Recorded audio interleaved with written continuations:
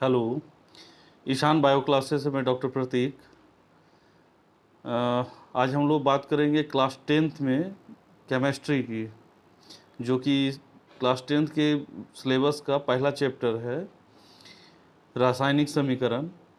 इसको हम लोग समझने की कोशिश करेंगे, क्योंकि इस चैप्टर के शुरुआत को करने के पहले हम लोगों ने पहले 2-3 वीडियोस, शॉर्ट वीडियोस बनाया था, जिसमें कि जो इसमें आने वाले केमिकल रिएक्शंस के जो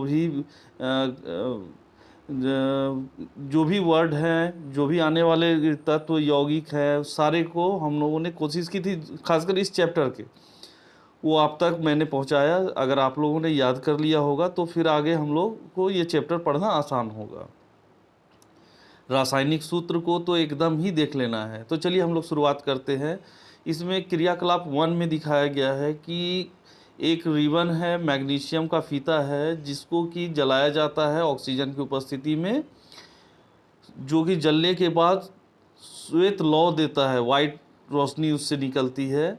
और उसके बाद चूर्ण जो बचता है वो सफ़ेद कलर का, यानी श्वेत चूर्ण बचता है। अगर उसको हम लोग कलेक्ट करके रखते हैं, वॉच ग्लास में रख कर देखें, तो हम लोग सबसे पहले, जैसा कि पिक्चर में दिखाया गया है कि एक मैग्नीशियम का फीता है, उसके नीचे मोमबत्ती जला दी गई है, या कोई भी फ्लेम जला दिया गया, तो स्प्रिट लैंप भी हो सकता है या बर्नर, जो भी, उससे उसको जलाया जा रहा है।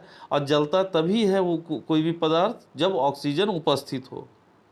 तो ये जलने के बाद वॉच ग्लास में उसका डस्ट रखा गया है, तो वो कैसा है? सफ़ेद चूर्ण, वाइट चूर्ण है। और जो कांच का जो छोटा सा प्लेट होता है उसको हम लोग वॉच ग्लास कहते हैं, जो लैब में हम लोगों को देखने को मिलेगा। और वो क्या है सफ़ेद चूर्ण? वो है मैग्नीशियम ऑक्साइड। यानी कह सकते हैं मैग्नीशियम की अभिक्रिया या मैग्नीशियम को ऑक्सीजन की उपस्थिति में जलाने पर मैग्नीशियम ऑक्साइड प्राप्त होता है। तो वही सफ़ेद चूर्ण जो है वो हमारा मैग्नीशियम ऑक्साइड है। अब एक प्रैक्टिकल और है जो आपके सब बुक में दिया हुआ है कि 2 परख नली ली गई है, जिसमें 2 अलग अलग विलियन लिया गया है। एक विलियन है PbNO3 यानी इसको हम लोग लेड नाइट्रेट कहते हैं, और दूसरा है Ki यानी पोटेशियम आयोडाइड है।